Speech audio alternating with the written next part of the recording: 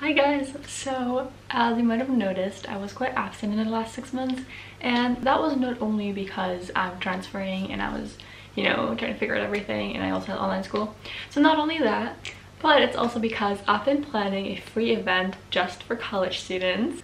I created the Back to College Summit to help incoming freshmen and returning sophomores prepare for a successful and productive semester. So I invited 14 other college bloggers to share their best tips and strategies for college with you. The summit will run from July 19th to 21st, and you're gonna get the chance to connect and meet some of your favorite college bloggers. So we will cover topics from study tips, organization, productivity, all the way to making money, budgeting, and also involvement topics such as Greek life, studying abroad, being a sustainable student, and how to navigate college roommates. So it really covers everything for you to know. The best part, it's completely free. So if you want to take your next semester to the next level, grab your ticket below. It's linked in the description box, and I will see you there.